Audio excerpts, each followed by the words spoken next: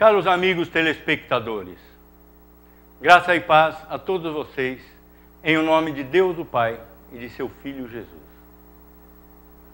Nós vamos hoje falar sobre as aventuras do profeta Jonas, ou melhor, as desventuras do profeta Jonas. Jonas era um profeta de Israel. Nós temos algumas referências sobre Jonas que nos diz que ele previu a vitória de Jeroboão sobre a Síria. Mas, o que é o livro de Jonas? O livro de Jonas é uma espécie de um relato autobiográfico, ou seja, conta uma parte da vida do profeta, quando ele foi chamado, muito contra a sua vontade, para ir pregar aos assírios, em Nínive. Ora,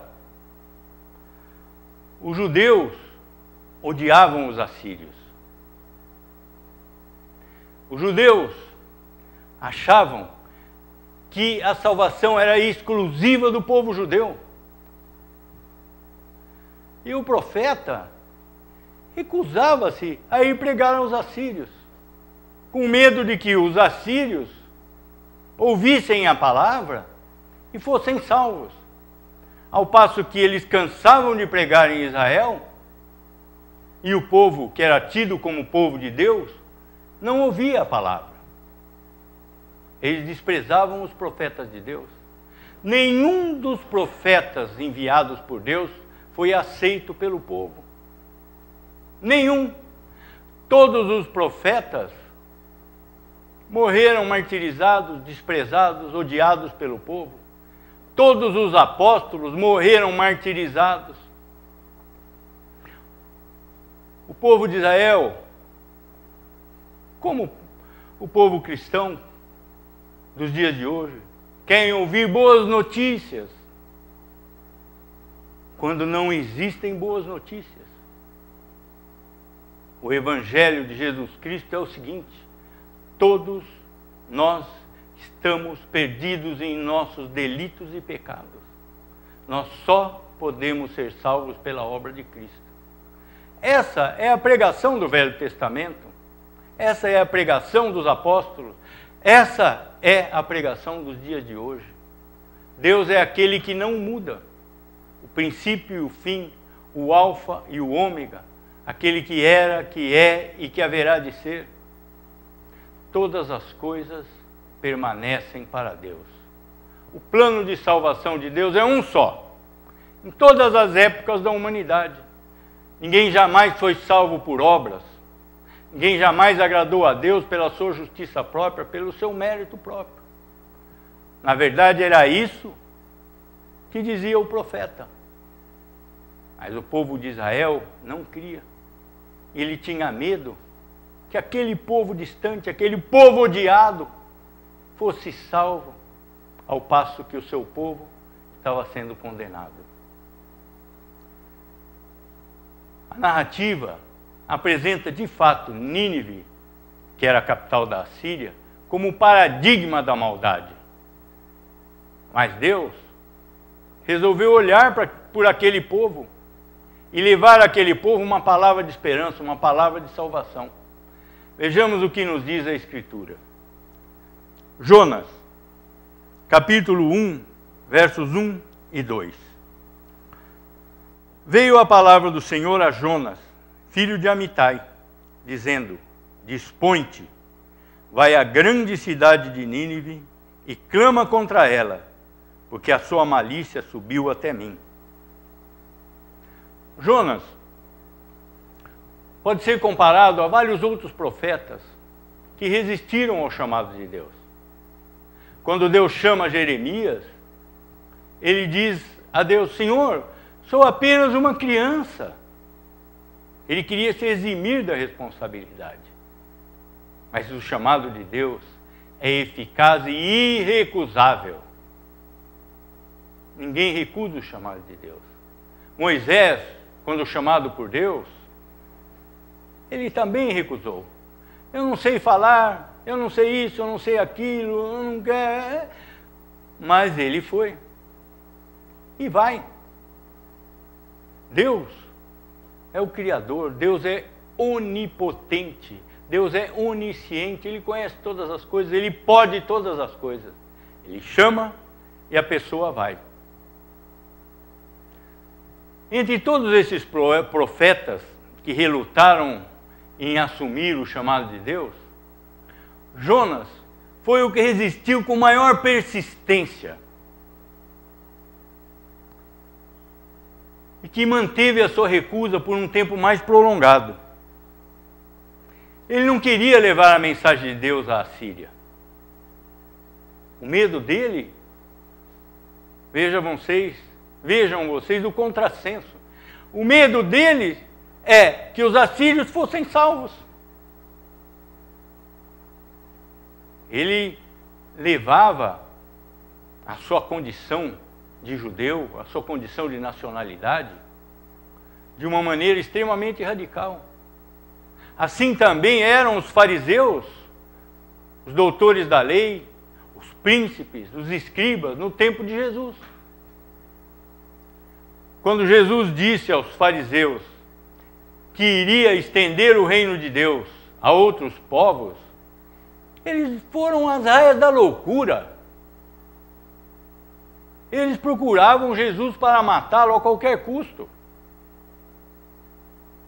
Da mesma forma, o apóstolo Paulo levou a palavra a outros povos. Ele era o apóstolo dos gentios. Por isso, os judeus procuravam-no para matá-lo. Quando ele retornou a Jerusalém, os fariseus, o sinédrio, todos os judeus fizeram uma conspirata com a finalidade de assassinar o apóstolo. Por quê? Porque ele havia levado a palavra da salvação a outros povos. Os judeus se julgavam exclusivos para a salvação. Eles acreditavam que bastava nascer judeu para ser salvo. E não era assim. Jesus disse que de pedras Deus pode suscitar descendentes a Abraão. Os judeus jamais entenderam a promessa de Deus a Abraão. A promessa de Deus a Abraão foi uma promessa espiritual. Aqueles que tivessem a fé que Abraão teve, seriam o povo de Deus. Que é o que acontece hoje com os cristãos. Os cristãos são o povo de Deus. Podem ser cristãos judeus, cristãos turcos, cristãos japoneses, cristãos alemães, cristãos brasileiros, cristãos americanos. Não existe mais uma distinção nacional, uma distinção denominacional. Toda religião que afirma que somente os seus aderentes serão salvos, não é uma religião confiável, porque a salvação de Deus é estendida a todos os povos, raças, nações, sexo, idade e religião. Cristã, é claro. Mas vejamos mais a respeito do profeta Jonas. Jonas realmente se dispôs para viajar. Só que Deus mandou ele ir por terra para a Síria. Ele pegou um navio e foi para o lado contrário. Vejamos o que nos diz a Bíblia. Livro de Jonas, capítulo 1, verso 3. Jonas se dispôs, mas para fugir da presença do Senhor, para Tarsis. E tendo descido a Jope, achou um navio que ia para Tarsis. Pagou, pois, a sua passagem e embarcou nele, para ir com eles para Tarsis, para longe da presença do Senhor. Que coisa absurda! Um profeta de Deus imaginar que poderia fugir da presença de Deus. Deus é onipresente. Deus está em todos os lugares do mundo.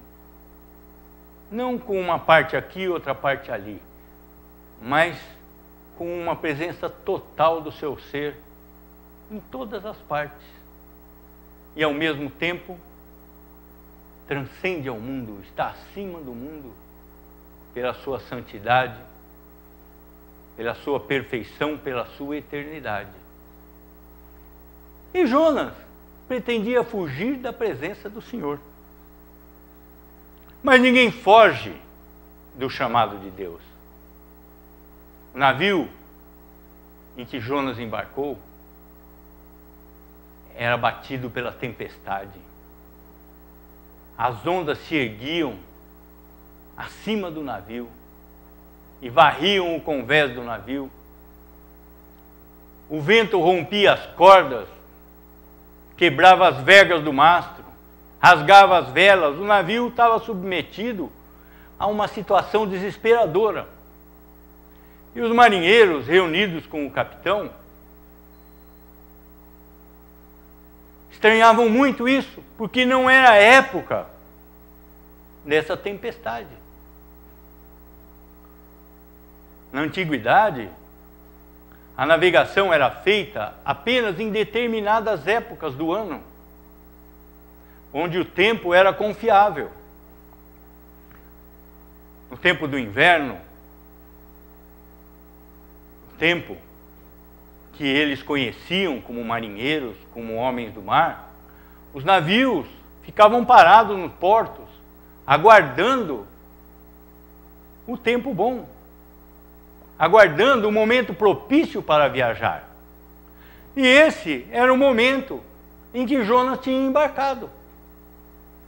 Um momento onde o tempo era bom, era firme, era fixo. Não havia possibilidade de tempestade nessa época. Capitães dos navios eram pessoas experientes, conhecedoras dos fenômenos naturais, das rotas que se faziam, assim como os marinheiros. Então, eles chegaram à conclusão que esse mau tempo tinha uma origem sobrenatural.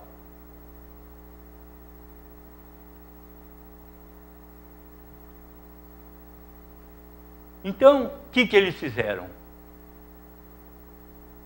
Eles tiraram a sorte entre todas as pessoas que estavam no navio para ver a quem cabia aquele mal que era sobrenatural.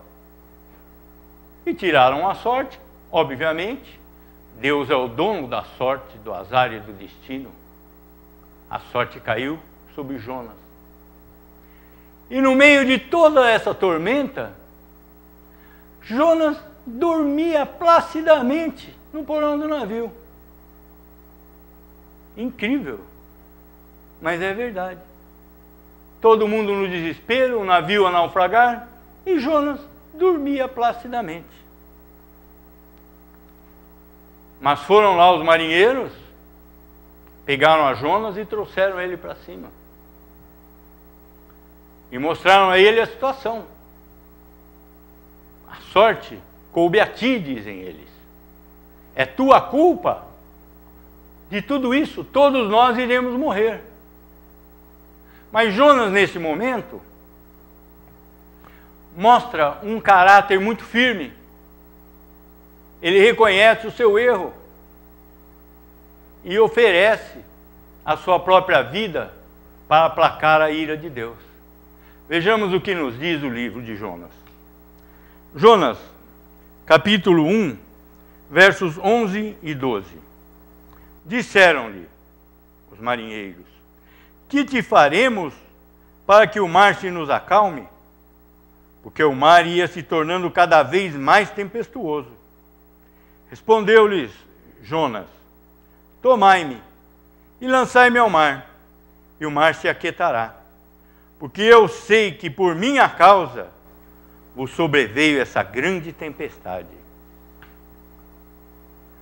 Jonas não teve medo de confessar ali entre os marinheiros sua nacionalidade, sua fé. Não teve medo de oferecer a sua vida. Mas, no entanto, ele temia lá em Israel o seu prestígio de profeta. Se o povo de Israel soubesse que ele tinha ido pregar em Nínive e tinha salvo aquela grande cidade, ele estaria liquidado em Israel. Esse é o desespero daqueles que se preocupam com a honra e glória entre os homens. O cristão se preocupa com a glória de Deus. Não se preocupa com ele mesmo. Não se preocupa com o que os outros homens vão pensar. Deus será glorificado pelo meu ato? Jesus Cristo está exaltado pelo meu ato? Seja o que Deus quiser. Nós não podemos temer o homem. Se Deus é conosco, que nos pode fazer o homem? E assim, Jonas, que tinha medo de perder o seu prestígio, não teve medo de entregar a sua vida para salvar aquelas pessoas do navio. Por aí nós vemos quão grande é a vaidade do homem, quão grande é o apego do homem ao seu ego. Jonas prezava mais o seu prestígio do que a sua vida.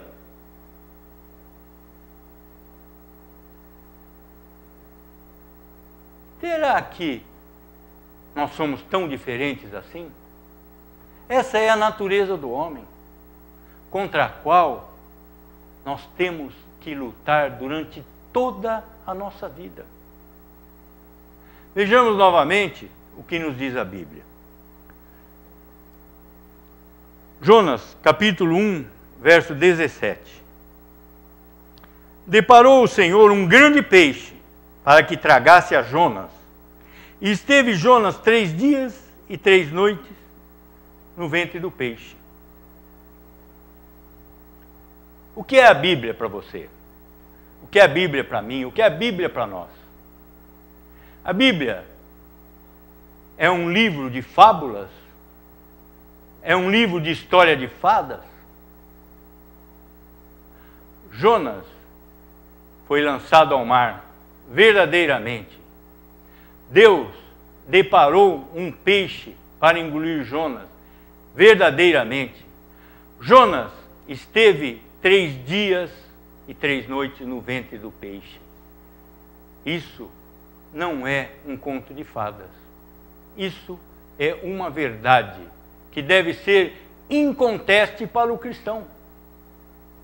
A travessia do Mar Vermelho, as quedas das muralhas de Jericó, o sol que ficou parado no céu, tudo o que está escrito na Bíblia é uma verdade histórica. E assim tem que ser na mente do cristão. Caso contrário, nós não acreditamos em Cristo, nós não acreditamos em Deus. Mas no ventre do peixe, Jonas lembra-se de Deus e ora. Jonas, capítulo 2, verso 1. Então Jonas, do ventre do peixe, orou ao Senhor, seu Deus. Ele estava apavorado no ventre do peixe e tinha certeza que ele ia morrer ali. Tinha certeza, ele não tinha mais dúvida sobre isso. Ele tinha consciência da besteira que ele tinha feito, em desobedecer a ordem do Senhor, em tentar fugir do Senhor, em trazer aquele perigo a toda aquela tripulação do navio. Cerca de 300 pessoas eram a tripulação de um desses navios. Então, ele havia se preparado para morrer. Mais uma vez, ele estava fugindo da vontade de Deus. Deus é soberano na salvação, na condenação, na vida e na morte. Nós só iremos morrer no dia em que Deus determinar esse fato. Nós não temos como antecipar e nem como postergar. o progresso científico que veio trazer o prolongamento da vida, a cura de doenças. Esse progresso científico é dado por Deus. Porque a humanidade, à medida que cresce, apresenta novas necessidades. E Deus vai provendo essas necessidades da humanidade ao longo do tempo, através do progresso científico, da técnica. Muito se engana quem imagina Deus como aquela pessoa antiga, que pode abrir o Mar Vermelho para a passagem de 2,5 milhões de pessoas, mas não está por trás da internet, das coisas modernas. Todas as coisas nos são dadas por Deus, por intermédio de Jesus, em quem todos os tesouros da ciência e do conhecimento estão ocultos. Jesus é aquele que vai dando o conhecimento e a luz dos homens. Deus, Jesus Cristo, Ele não atua somente naquelas pessoas que estão salvas. Jesus é aquele que mantém todas as coisas pela palavra do seu poder. Toda a humanidade, todos os homens, todo o universo está submisso à providência de Deus por intermédio de Jesus Cristo, executada pelo Espírito de Deus. Um grande artista mundano, ele é um artista porque Deus determinou que ele seria um artista. Um grande cientista é um grande cientista porque ele foi iluminado por Cristo com aquele conhecimento. O prolongamento da vida pela medicina é um fato propiciado por Deus. Então todas as coisas provêm de Deus, boas ou más. Não existe outro poder no universo que possa determinar um acontecimento de algo. As coisas que são más aos nossos olhos são necessárias à execução do plano eterno de Deus. Tudo provém de Deus. E Jonas, no ventre do peixe, continua orando ao Senhor. Jonas, capítulo 2, versos 8 e 9. O que Jonas nos diz? Os que se entregam à idolatria vã abandonam aquele que lhes é misericordioso. Mas com voz de agradecimento eu te oferecerei sacrifício. Que votei, pagarei. Ao Senhor pertence a salvação. Vejam vocês o final desse verso de Jonas. Ao Senhor pertence a salvação. Depois de tantas peripécias, ele reconhece que, de fato, ao Senhor pertence a salvação. A salvação não pertence ao homem, não pertence a nenhuma igreja, a nenhum sacerdote. A salvação pertence única e exclusivamente a Deus. Depois disso, o que nos diz o livro de Jonas, capítulo 2, verso 10? Falou, pois, o Senhor ao peixe, e esse vomitou Jonas na terra. Daí Jonas, estando em terra, veio novamente a palavra do Senhor a ele. Jonas, capítulo 3, versos 1 e 2. Veio a palavra do Senhor segunda vez a Jonas, dizendo: Dispõe-te, vai à grande cidade de Nínive e proclama contra ela a mensagem que eu te digo. Jonas não teve alternativa. Ele foi forçado a ir a Nínive e levar a palavra de Deus. Levou a palavra de Deus. Não com aquele ênfase, com aquela fé, mas ele fez o que Deus havia mandado. Como vemos no capítulo 3, verso 4 do livro de Jonas. Começou Jonas a percorrer a cidade a caminho de um dia, e pregava e dizia: ainda há 40 dias e Nínive será subvertida. Não era uma mensagem poderosa, mas era uma mensagem de acordo com a vontade de Deus. E os ninivitas creram em Deus. Esse era o medo de Jonas. Os ninivitas creram em Deus. Vejamos, Jonas capítulo 3, verso 5. Os ninivitas creram em Deus e proclamaram um jejum e vestiram-se de panos de saco, desde o maior até o menor. Mas Jonas, ao invés de ficar feliz, ele ficou absurdamente desgostoso. Porque Deus estava salvando aquele povo, o inimigo de Israel, e não salvava o povo de Israel, que não ouvia a palavra do profeta. Vejamos mais uma vez no livro de Jonas, capítulo 4, verso 1. Com isso, desgostou-se Jonas extremamente e ficou irado. Então, na figura de Jonas, revela-se o israelita típico, o judeu típico e, hoje em dia, o religioso típico. Ele acredita que ele vai ser salvo porque é santo. Aqueles que não pertencem à sua religião, que não pensam como ele, não serão salvos. Essa é uma lição para os dias de hoje. A Bíblia é o livro mais atual do mundo. Todas as coisas da Bíblia nos servem para o dia de hoje. O dia de Deus é o dia que se chama hoje.